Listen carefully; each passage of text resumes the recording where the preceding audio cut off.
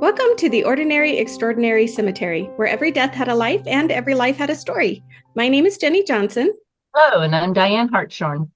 and I am very excited about tonight's guest. One, he has his own podcast, so he is a podcaster, so he's very familiar with how this all works. And two, his stories, what little bit I know of them, are fabulous. So I'm hoping this is the first of many guest appearances with Father Edward Looney. This is the first time we've ever had a Catholic priest on our show. So welcome. Well, thanks so much. Have you ever had another minister, maybe Lutheran or Protestant or Presbyterian I or whatever? don't think so. Ah, I do think one of our Jewish guests may have been a rabbi, but okay. that's as close as we've had. Well, great. Well, honored to be the first. And, cemeteries and death and dying is kind of what I deal with, like I Exactly. attended today alone, I attended a funeral for another priest who had died, and Oh, he's going to be buried tomorrow in his hometown. So the funeral was in Green Bay, and he grew up north of there. So, and then I gave last rites both yesterday and today. So surely there will probably be funerals forthcoming and burials and all of that. So cemeteries are definitely something that I love to visit, and I do some work in, obviously. So yeah, lots of stories to tell. yes, I'm excited. When Father Edward sent me his list of ideas for things we could talk about, I was going through them and I was like, oh man, we have to pick like just one or two things for this episode because there was obviously too much for one episode. So, but you have so many fascinating stories that I'm looking forward to hearing in the future. But right now, you, like you said, you're in Wisconsin. So where are you currently? Who's your current church, current parish? Yeah, so I'm a Catholic priest in the Diocese of Green Bay, Wisconsin. So in Wisconsin, there are five different dioceses, one archdiocese, four other dioceses. So that's kind of the makeup of the Catholic Church in any given state. That typically a more prominent city would be the C city, if you will. So Green Right. Bay is in Wisconsin. There's like La Crosse, Superior, Madison, and then Milwaukee and Green Bay. So Milwaukee is the archdiocese, the metropolitan. So, and then in a diocese, then there are a lot of parishes, and I think the Diocese of Green Bay has something like 120 parishes. Wow. And I am stationed in a little town called Shawano. It's actually not that little. Some of the towns we'll talk about tonight are little. They're little hamlets.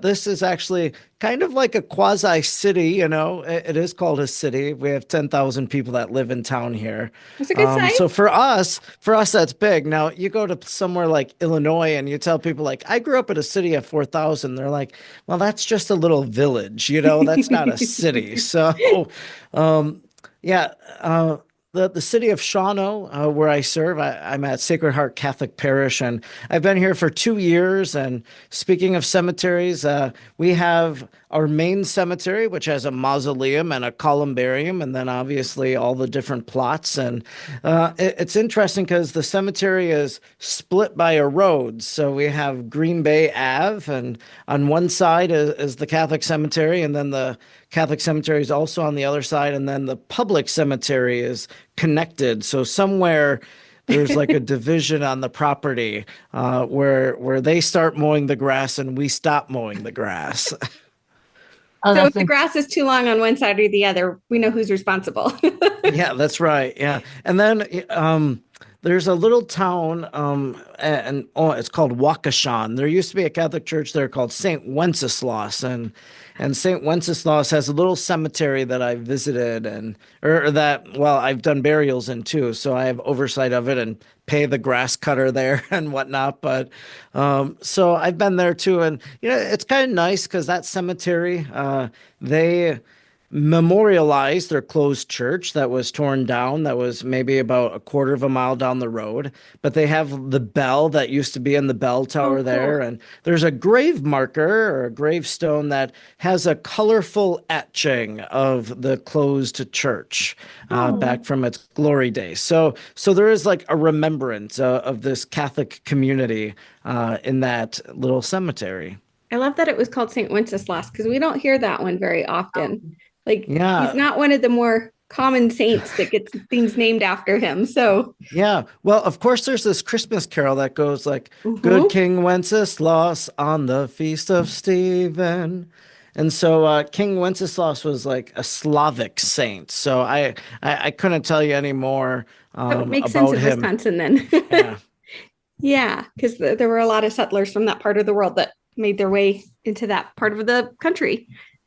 So today, though, so you've been where you're at for 2 years, but the story you're sharing with us today is a previous location that you were at, um, That's right. and you were overseeing a different group of cemeteries at that point. So tell us a little Yeah. bit more about that one. Sure. So my first pastorate was so essentially when you become a priest, like you're an assistant priest or what we call a parochial vicar. And I did that at a larger parish in Oshkosh. Well, people might remember Oshkosh Bagosh or something like Uh-huh. that.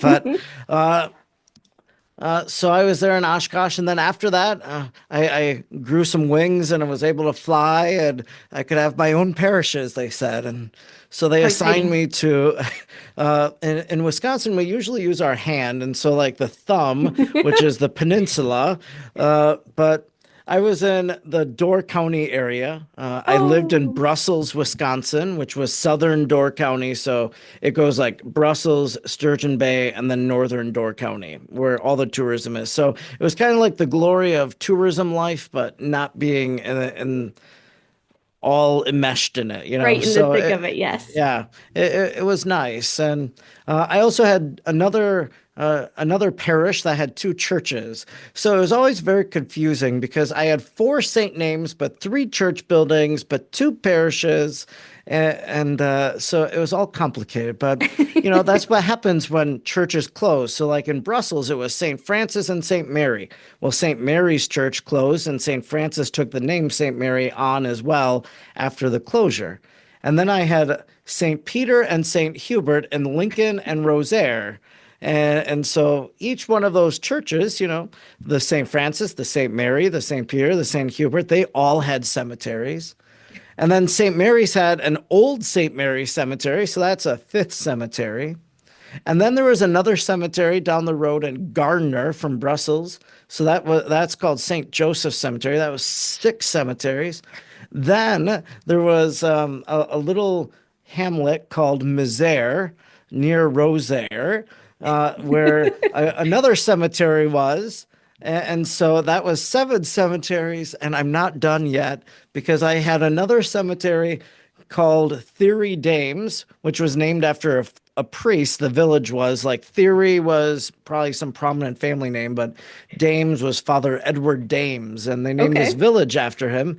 And there was a cemetery there. So I oversaw eight cemeteries as a Catholic priest. Now, some of those cemeteries obviously didn't have burials, you know, like Old St. Mary Cemetery. The last person buried there was like in the 1920s or something like that. Right. And the Belgian Heritage, or yeah, the Belgian Heritage Center, the Historical Society there, is actually researching all of the people buried in that cemetery, Oh, cool. kind of doing what I did for Gardner for the St. Joseph Cemetery in Fox Lane. But that's just one of the many responsibilities that I did was I oversaw these cemeteries as a priest.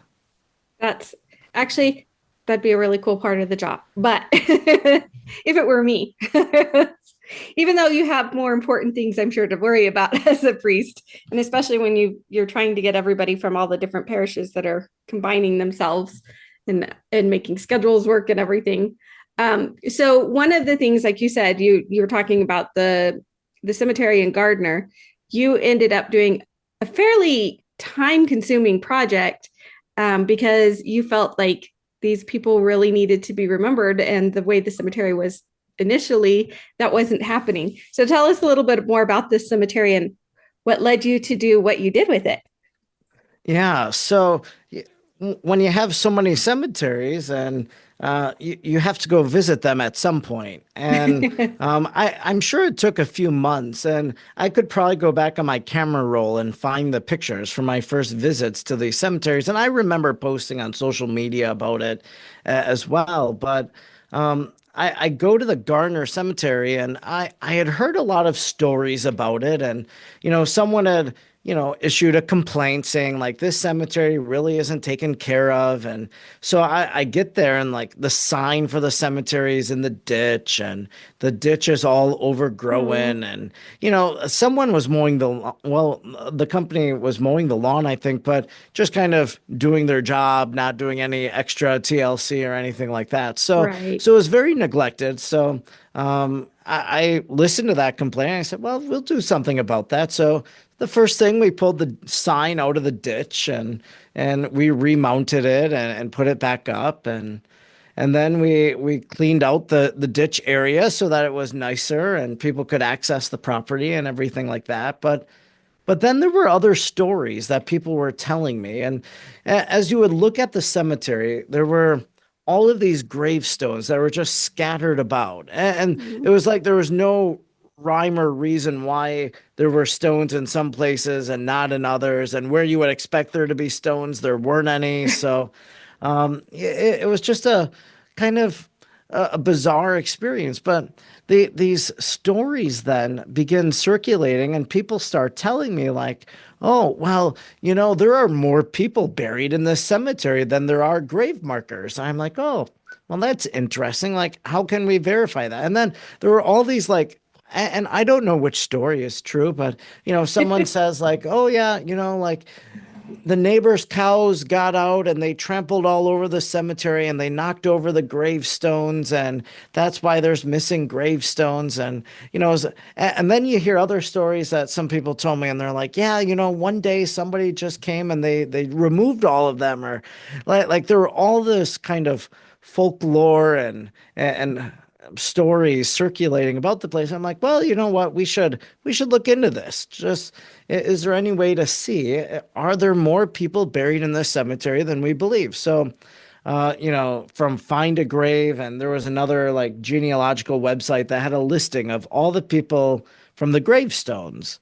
And so that was a nice list. So we had a good base to go with. But the one thing about the Catholic Church is we love record keeping. Yes, you So do. if you are a baptized Catholic, like I was baptized in Oconto, Wisconsin, and so in Oconto, Wisconsin, you can go and I could find my baptismal record in the book, Mhm. and there would be notations. So, when I got confirmed, a notification was sent there because I got confirmed in Green Bay. And then, when I was ordained a priest, a notification was sent. So they put it on your baptismal record, literally in this book. And so if you get married, that goes on the line of the baptismal record. So not only do we have baptismal records, but we have funeral books. And so you can go through the funeral books. And that's what I did. So I collected the funeral books from, my Brussels church, my Lincoln, Rosaire, all the funeral books we had. We went through them, and I had this volunteer that did this for me, that just went through and we looked for any person that it says that was buried in on Fox Lane or in Gardner at Oh, St. Joseph Cemetery. So that was able, with that information, we were able to confirm, a lot of the stones, the names of people on the gravestones. But then we were able to identify those names which don't have a gravestone.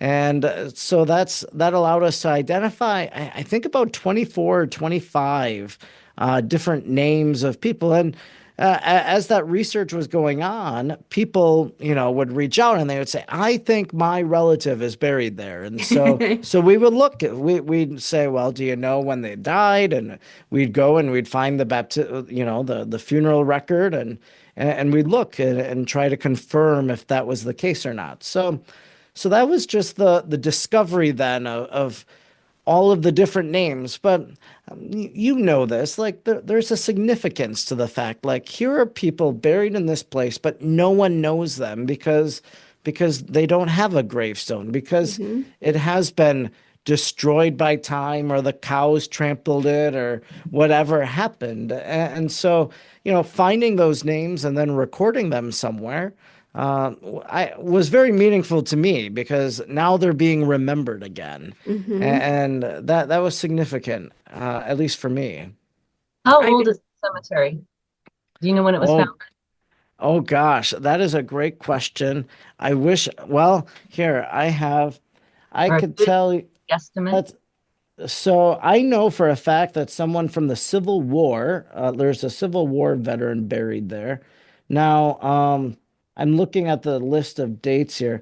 It looks like the earliest burial is in the 1880s. That's what I'm seeing here. So, or oh, here's a death date of 1867. So that might have been the first person buried there. Which would make Um, good sense for when that area was probably settled. Yeah, definitely. Because so this is a very Belgian area in Wisconsin. Hmm. So like obviously the parent city of the area or the town is Brussels. So it's actually the largest area of Belgian immigrants settled in the United States. And so like there's more Belgian people than anywhere outside of Brussels, Belgium, or something like that. So just, that when the immigrants came, they came to this area and that's where they settled. And, it's very interesting too, because like the cemetery was attached to St. Joseph Cemetery, but then there was like, there was a brook or a stream or there was something, kind of this dividing area. And there was St. John the Baptist Church. And my understanding is that St. John the Baptist, I don't think was a Roman Catholic church. I think it was an old Catholic church. So kind of Okay. that was something that was emerging at the time from a priest named Father Joseph Villatte, who was in the area. But there was a great division between the two.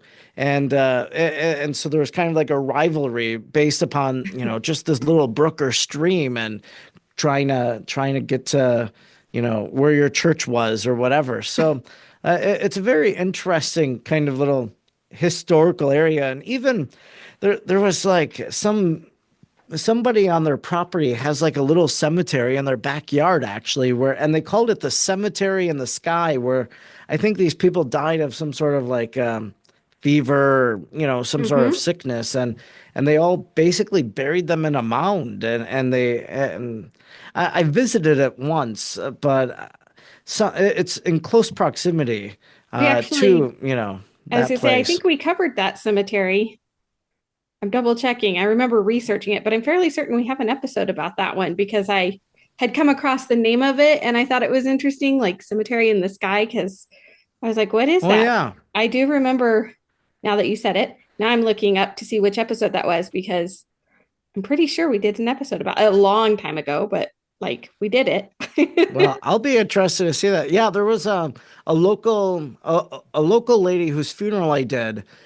She wrote kind of like her memories of growing up in a Belgian family and through the many decades, and that was one of the little stories she recounted. It was the cemetery in the sky. Yeah, I have to find it here. I know we talked about it, but it might have been one of our first ones, so it might be way. I mean, we've been doing this for nearly 5 years now, so I'm like, Sure. it could be way back. Um, so when you did this cemetery, when you found all these names, what did you guys do next after you've discovered? I mean, Yeah. you came up with a whole bunch of names that were finally being recognized again. So what did you do to help commemorate that now that you figured that out? Yeah, so we had a little service right around All Souls Day, which is November 2nd in the Catholic Church. And so there's actually a custom among Catholics to visit cemeteries for 8 days, the first 8 days of November. And, there's a special indulgence and all this, just to go visit, to pray and Hmm. to pray for the dead, etc. And so we basically just did a little prayer service and we sent out a press release and different news outlets came and we just had a little prayer service where we recited each of their names and had a little Hmm. prayer for them. And so that was the initial remembrance. But obviously that's one and done. And we published the list so that anybody that wanted to know who was buried there could find it, maybe on the church website or whatever. But Oh, that's lovely. something more permanent was necessary, and we were trying to figure out what that was. And for a long time we thought maybe it was like getting a huge rock and posting a plaque on it and putting all their names. But that just never really materialized. We couldn't really get a good vision for it, and eventually, what happened was someone called me and they said, "Well." So I had done a documentary. I directed and produced a documentary on some Belgian roadside chapels. Oh, So these cool. Belgian immigrants would build these roadside chapels. And sometimes it was because like somebody had an eye injury and so their eyesight was restored, or, someone was saved from a sickness or whatever. And so Hmm. they would have these chapels on their property or on the side of the road. And it's something that's prevalent all throughout Belgium. So uh, there's lots of them throughout the streets and whatnot in the motherland. So, but when it came to these chapels, like some of my cemeteries had them. So Misere had a chapel, Theory Dames had a chapel. So the roadside chapels were in our cemeteries, which was kind of nice, kind of commemorating those closed churches. So this gentleman calls me and he says, we're selling my parents' house. They have a chapel in their backyard. Would you like it? And I'm like, well, I don't know if I want a chapel, like I'm not going to transport this chapel, every time I move or something. So, but because I was the roadside chapel guy, like I made the video, I made the documentary for TV and whatnot. And so that's why he contacted me. And I started thinking about it. I'm like, well, why don't we put this chapel in this cemetery? And so in this roadside chapel, then uh, we put all the names. Then we have like a little binder with all the names, and so that kind of became the memorial space for those people. And one cold January day, like the snow was still on the ground. We some friends and I, they brought their forklift or their skid steer and their trailer, and we just loaded up this roadside chapel and drove it down the road and planted it I at love that it. cemetery. So yeah, that's just another one of those things that we did. And then the other thing that we did, and it was to bring in a ground penetrating radar company. And so we actually penetrated the ground to find the spots that would have been those unmarked graves. Hmm. And it's not that we've done anything because we didn't know how you could memorialize that. Like a wooden cross is just going to deteriorate. So what do you do? But at least we have a map and the coordinates and everything like that. But they spray painted the ground where they thought the graves Oh, good. would have been and such. So that was just another activity that we conducted just to make sure we knew where these people were. One of the reasons we did that is because the cemetery also is kind of defunct in the sense like there's been no burial there since the early 1900s. And there were local people that have relatives in that cemetery. They're like, I'd like to be buried in that cemetery. And it's like, well, we can't bury you there because we don't know where these bodies are buried, So, And you might um, discover one in the process of trying to bury somebody else. right? And we never opened it up for burials during my time, and maybe someone will push for it, but my hope was that a neighboring landowner would either like give an acre Oh, that would of be nice. farmland or something, and so that Yeah. you could have old St. Joseph Cemetery and new St. Joseph Cemetery. That was my hope. I'm not sure if that was ever, envisioned or materialized or anything like that, but that's just some of the things that we did for those forgotten souls, just making sure people knew and that their family members knew they were buried there. I And love I that. remember some of the people coming and they're like, "Oh yeah, my family member is buried here. I never knew that. We always wondered where this long list of family relatives where they were buried." So yeah, for me it was very moving to provide that experience for people to locate their relatives even. No, that's, from a Wow. genealogy standpoint, Oh I was gosh, like, yes. and It's the fact that priceless. you've made a map too, even if they're not individually marked anymore, the fact that there is a map, somebody can still go in and find the spot because you've managed to locate it and at least put it down. And who knows, maybe a future descendant will say, I want to mark the spot of my ancestor, and they'll put a stone marker on it. So Did you ever go out and probe around the areas to see if any stones may have just fallen and like sunken? sunk. Yeah, Okay. I personally never did, but that would be that would be a good idea for someone still there to do that. And yeah, it's interesting because once I became interested in this, other people became Yeah, interested in it too. It Yep. just took one person to kind of spearhead the effort, and then other people became enthusiastic and supported it and wanted to, honor those dead. And so that was it, that was a nice thing to see too.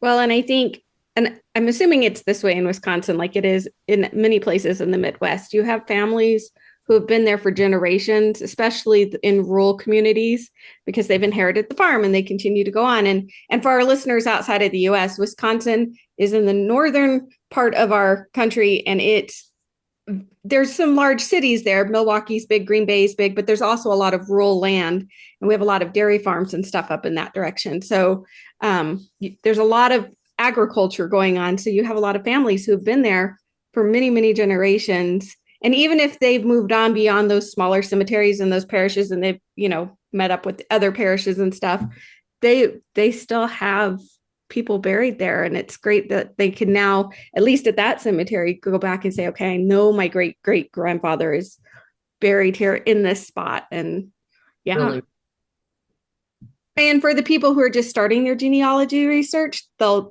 now have a record of being able to find that name and find that cemetery, because sometimes that stuff goes missing and then you're left kind of wondering where that cemetery is. But you've marked it very well. And I love that you guys, when you went out and you prayed and you actually said everybody's name again, is just beautiful. that is, Yeah.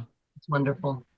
Yeah, and I'm sure there could be one or two or maybe even more, that we just haven't found or we didn't Right. discover, or that maybe a record was wrong or something. And maybe we are saying someone is buried there that isn't really buried there. But, there's always some sort of error that could happen in this. But I hope that in that process that we were able to provide something, hopefully for many of those people. Oh, I think for both the living and the dead, I think it's fabulous that you did what you did. And Most yeah, you remembered some souls who needed remembering. More times than not, people will look at something and go, "Oh, I wish somebody would do something about that," and they just keep on driving down the road or whatever. But you stepped up. Not only did you care for the cemetery and the maintenance of it, but you went, excuse the pun, you went deeper into exploring who was there, because that takes time, a lot of time and research to do that. It's not, I don't want to say Yeah. it's not one and done, but yeah. And I'm glad you had a volunteer who wanted to also sit and Mhm. go through all those records, because those are the handwritten records, I'm assuming, in a lot of Oh. cases, which, Yeah, they're handwritten in cursive, mhm. very difficult to read, Well, and speaking about some of that genealogical stuff, like I've been trying to identify a few things about my own like grandparents and whatnot, and just, so some of the stuff isn't too helpful. Like, okay, they're from Ireland. Well, what county in Ireland? I don't know what, Uh-huh. yeah, and John Doyle, that's a very probably popular name in Yeah, it's kind of Ireland. like So John Smith. Yeah, so I won't be able to find much more than, what I have. But yeah, those church documents, Hmm. and to delve into it, you wonder who wrote this. Typically, back in that time, it probably was the pastor that would have been the priest. And, I hate to say it, but there's some eras of church history that some of the priests were very neglectful and negligent in that, and so it is possible a name could have been forgotten or something like that. They weren't as diligent as they should have been. But yeah, to find those records and to dive deeper into them it gives you a true appreciation for all of that history. Hmm. Well, and to get back to real quick, the cemetery in the sky, that was episode 48. I but figured it had to be a while ago, because when you said it, I was like, I know that name. So that's episode 48. So a long, long, long, long time ago. But I went back and found my notes from that. And it part of the reason it has that name, um, when they wanted to do the first burial there, they discovered the ground is super, super rocky right there That's yeah. in that cemetery. So they couldn't just like dig into the ground like most cemeteries do. So they actually had to dynamite out a section of the cemetery to actually be able to conduct that first burial because they had to get past all the rock. Um, so then they, but they didn't want to go somewhere else. They wanted to be in that spot. And of course, these were the Belgian immigrants that were there. So they brought more stones over from like their own farms and their own fields to make like the enclosure that is the outside, the perimeter of it. And then, yeah, they went in and got rid of all of the rocks from the inside of that perimeter that they built with their stones so that they could actually use it as a burial ground. Wow.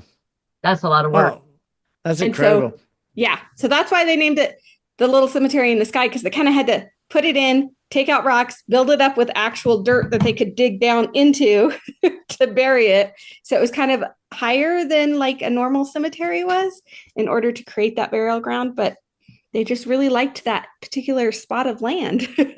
And that was something we ran into in the Brussels cemetery, uh, where most of my burials were, was that there was a lot of bedrock. And so, the gravedigger, which we contracted it out and somebody came in and they dug, but they would have to, air hammer and blast the bedrock because in fact, there were a few where the vaults were beginning to protrude above the ground because there was a gravedigger that didn't do the blasting. And so we actually had to lift up those bodies and then we brought in the vault company and whatnot, so we had to bring them up out of the ground, put them onto the truck, blast, and then replant them, if you will. Yeah. So that was something that I oversaw as well. So They were in vaults yes, right.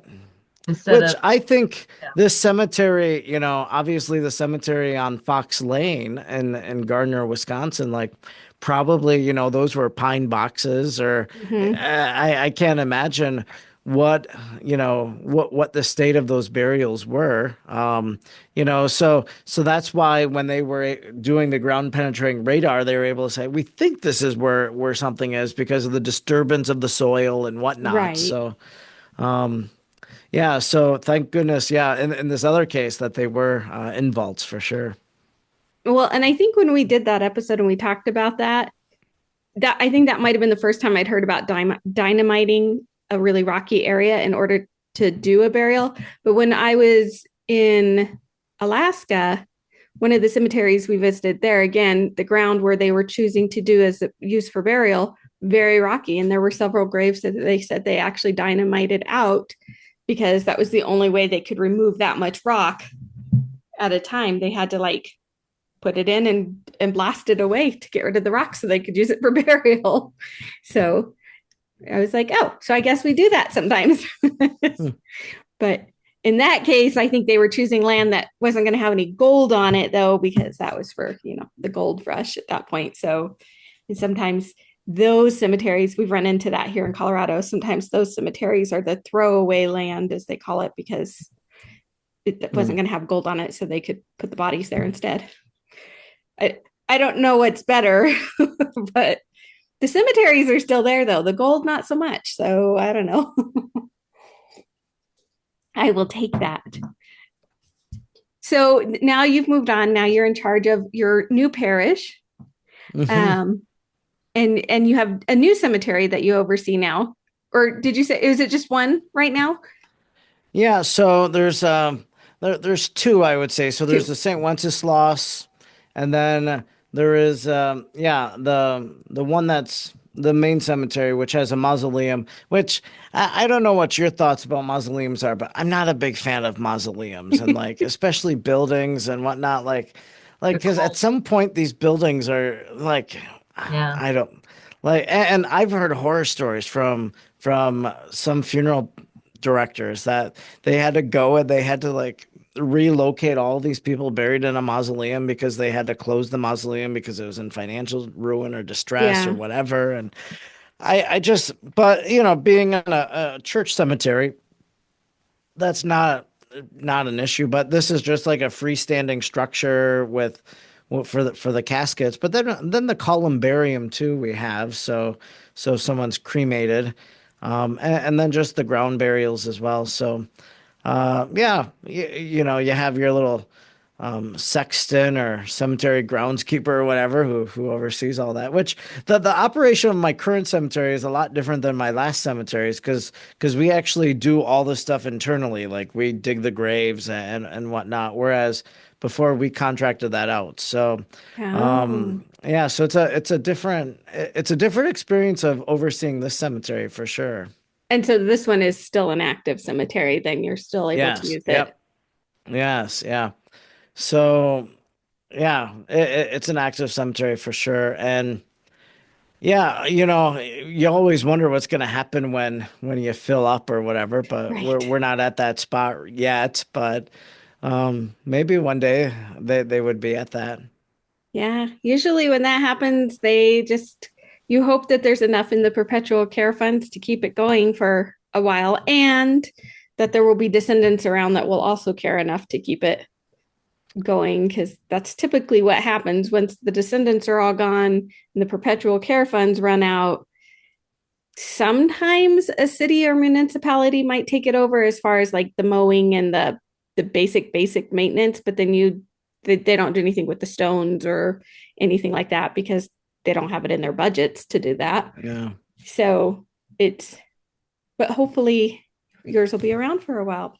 But I think there's more people, and I could be wrong. Maybe it's just because we talk about cemeteries all the time, but I feel like there's more people that are becoming more aware of these older cemeteries that are less Yeah.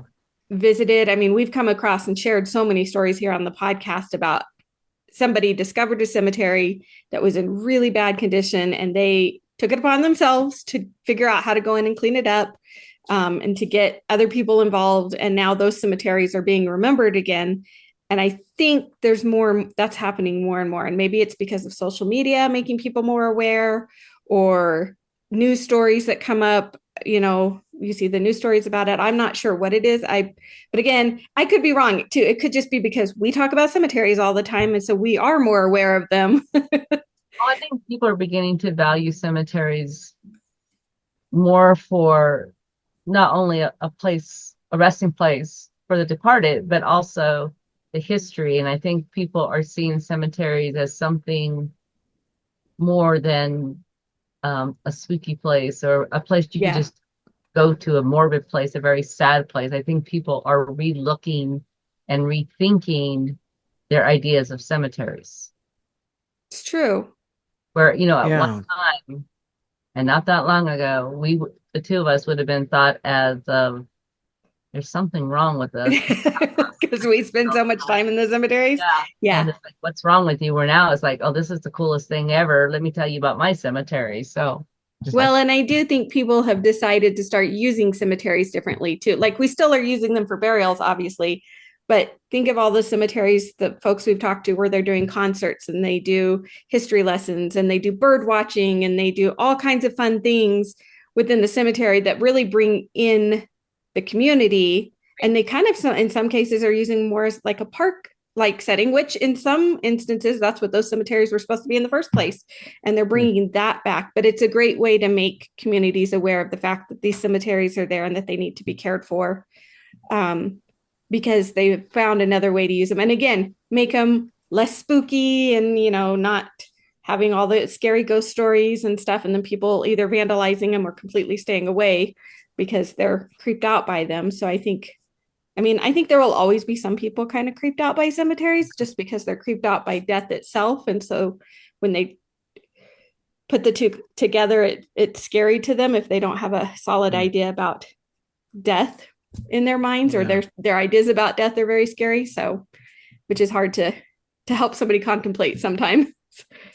when I think Yeah. people, unless you're surrounded by it all the time, then it just you see things differently when you are surrounded by it. True. Most people who don't probably like to talk about it probably haven't experienced it as much as a lot of other people. Yeah.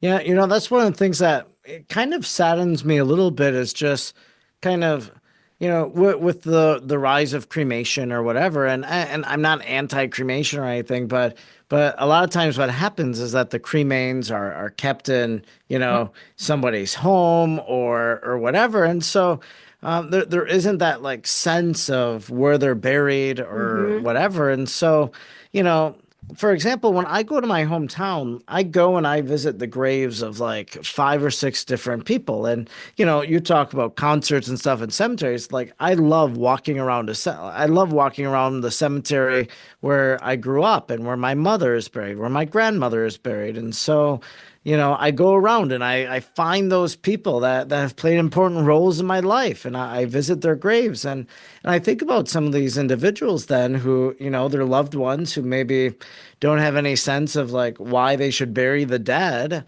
Like, okay, well, we'll cremate mom or dad and now we'll keep this urn and we'll keep, put it in our house. But, now their friends don't have any place to go to like remember them or to visit their grave or whatever. And so that just really saddens me a little bit that some people are missing out now on this cemetery experience Yeah. because of kind of our approach to cemeteries or burying or death or whatever it might be. And it's surprising that, of course, when people like to scatter, and then again, there's no place to go visit.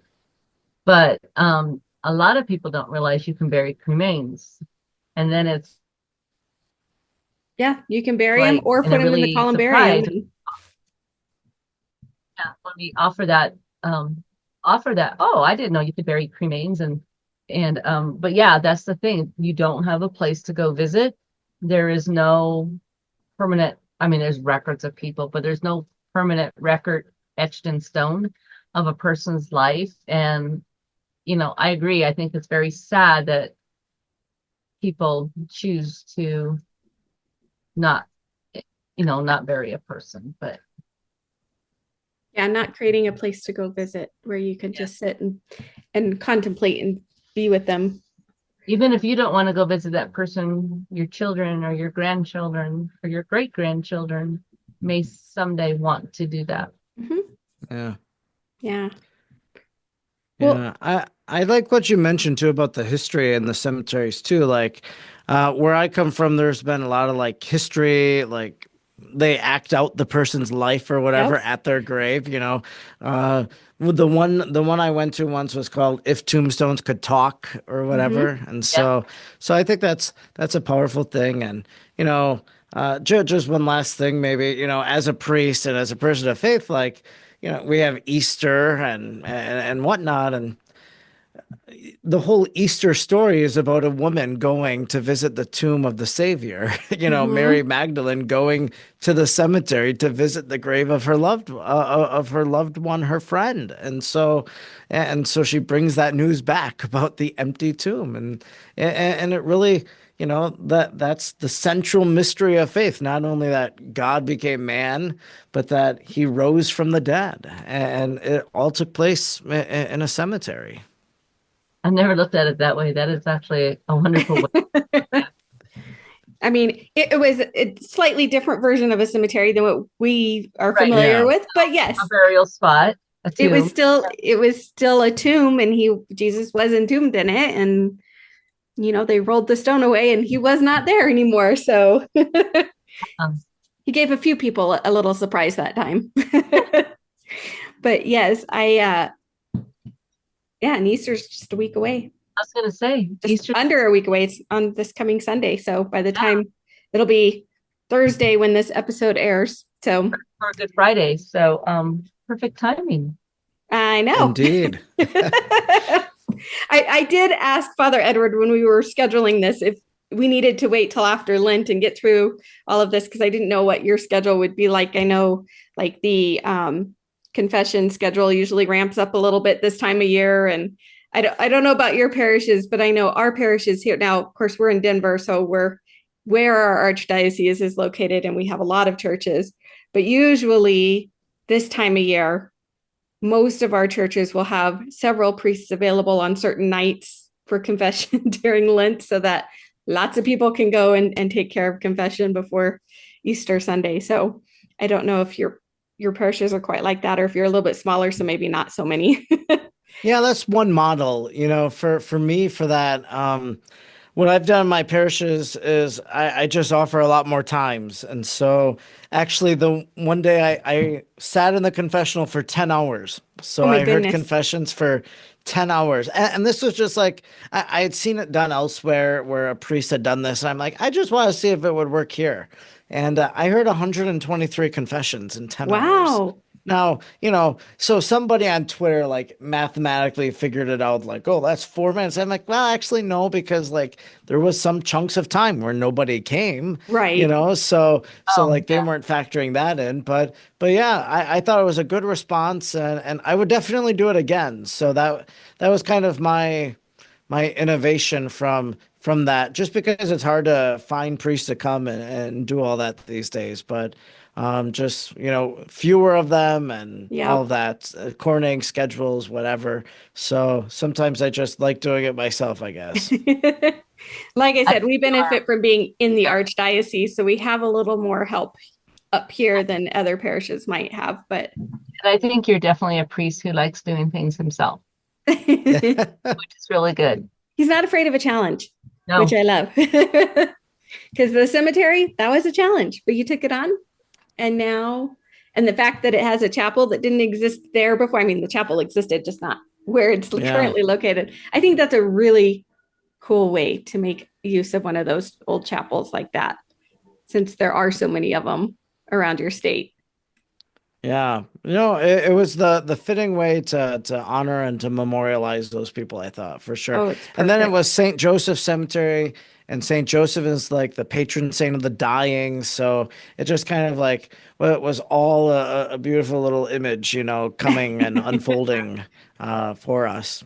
Well, well, what that's a historic piece, because then if you could tell where this came from and why, and this was because this was the culture of those other people, and then it will continue to teach for generations about, because unless you grow up in it and it's a close-knit community, a lot of people lose those old, like you said, homeland traditions, which I don't know, it's just really cool. yeah, I think that's awesome. Well, thank you, Father Edward, for joining us tonight. This has been awesome. And we definitely want to have you back so you can share some of your other stories. Like I said, you have a whole list of stories that I was fascinated by that um, we'll definitely have you back on and share again. Yeah, happy to tell any more stories that you want. And before we let you go, now you're on social media. We follow each other on Instagram and everything. But tell our listeners you have your own podcast. So if they're interested, what is that podcast? And is it Yeah, available so everywhere? Yeah. yeah. It's basically it's a Catholic podcast for the most part. Um it's called Hey Everybody, it's Father Edward.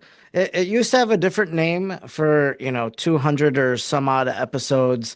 I had written a book, and so it was kind of the name of the book, and actually the podcast led to the book, but then like the name was too limiting, and so I'm like, we have to rebrand, and so that's why it became Hey Everybody, it's Father Edward. But it's just an interview based podcast on faith, film, travel, all things that I'm interested in. And so, I speak with Catholic authors and whatnot. So actually, I'll be having, I don't know when, I haven't recorded it yet, but I have the guy's information. But I think it's interesting to y'all, but he's from England.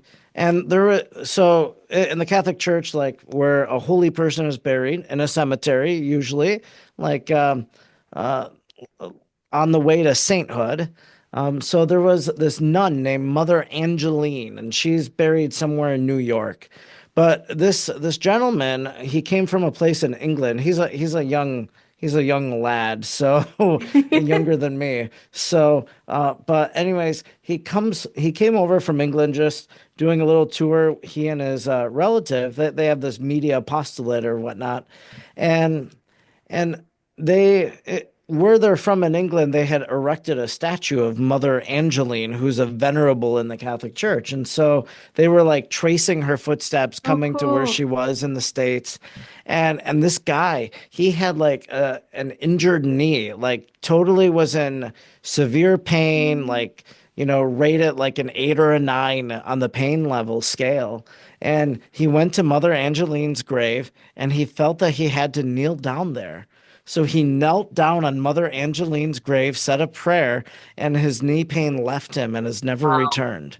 And so, that's the power of a cemetery and a grave. So I texted his friend, and I said, would your relative ever want to tell the story of Mother Angeline and his healing at her grave and whatnot? And finally he texted back, said, yeah, he's open to that, just set it up or whatever. So I haven't done that yet, but yeah, it was just one of those neat little stories. And Yeah. that's a story that I like sharing, and having. So yeah, I look forward to talking to him and releasing that sometime in the future. Oh, that'll be a fun episode. So we'll share your link to your podcast and your social media and everything in our show notes. So folks, if you want to give Father Edward a listen, if you're Catholic, you'll probably really enjoy it. If you're not Catholic, you might learn something though and still enjoy it. So and like you said, you're talking about traveling and all kinds of things. It's not just you're not just talking church business. So you're going beyond all of that. Yeah, actually, not to plug another one, but you're from Colorado, and I just Yes. interviewed this priest from Colorado, Father John Nepple, and Father John Nepple, he did the Colorado Trail, and he wrote this Oh, book. cool. Actually, it's right here, To Heights and Unto Depths, and so letters from the Colorado Trail, and so he's Ooh. done the I don't know, are they called 30 footers or 14, there's 14ers. 14. 14ers. 14ers. Yeah, there Yep. was some fancy language lingo. So I just interviewed him, and that's going to be my next interview, probably Oh, next that'll be Oh, week. very So fun. cool. I'm gonna releasing. have to definitely listen to your podcast. Yeah. Right. Yeah. Have you visited Colorado in your travels? I've only been once. Oh, okay. Yeah, so I'm a part of a society of scholars, and we meet in a different spot every year. And one year we met in Colorado Springs. So that brought me to Colorado. I really want to get back there because I've fallen in love with the story of Mother Cabrini. Uh-huh. Mm-hmm. And she has her shrine there in Golden, Yep. Colorado, where like there was a drought or something, and then this miraculous spring sprouted up or something, and it was able to sustain the nuns. There's some sort of Yes. story about it. We Yeah. have Mother Cabrini Day here in Colorado in Oh wow. October. Yeah, So replaced Columbus Day. It's Mother Carbini Day. Ah. So where did you stay when you came to Colorado Springs? Yeah, I think there was a retreat center at some church named St. Francis of Assisi, if that makes sense. Oh, it makes perfect sense. That's the thing, because I live in Colorado Springs. Um, Okay. it's now it was a convent, it was a sanatorium, and run by the sisters, and it's beautiful. It only used to seen be it from the so outside. I've never secluded. been inside. Yeah, it used to be so secluded because the road used to go way around it. Now they changed the route of the road, so it's right by it. But The yeah, only thing I remember about that trip was that they told us that we had to beware of bears Yep. or something like that. That like you didn't want to go and walk the grounds at night. Like that there were all these rules. That's what I remember about that trip. We do have a lot of wildlife around here, and bears are part of that. They're definitely a part of our community. Bears, mountain lions, rattlesnakes, we have them all. yeah. But it's no big deal. They're here. We know they're here. We try and leave them alone. They kind of try and leave us alone. It's fine. We do our thing. Well, thank you, Father Edward, for joining us. This has been so much fun, and we definitely look forward to having you back on a future episode. Well, thank you. I'll look forward to it. Thank you for joining us today. To learn more about today's episode, visit our website, theordinaryextraordinarycemetery.com, where you'll find additional links in our show notes. If you're watching on YouTube, please like and subscribe to our channel. And if you enjoyed this or any of our episodes, consider leaving a 5-star review on Apple Podcasts, Spotify, or YouTube. Your support helps others find our show and discover all of our ordinary, extraordinary stories. You can also follow us on social media for cemetery facts, photos, quotes, and more. We are on Facebook and Instagram at Ordinary Extraordinary Cemetery. If you'd like to help support us financially, you can donate a cup of coffee by clicking on the coffee cup icon on our website or YouTube, or purchase some of our fabulous Ordinary Extraordinary Cemetery merchandise through our store link. Until we meet again.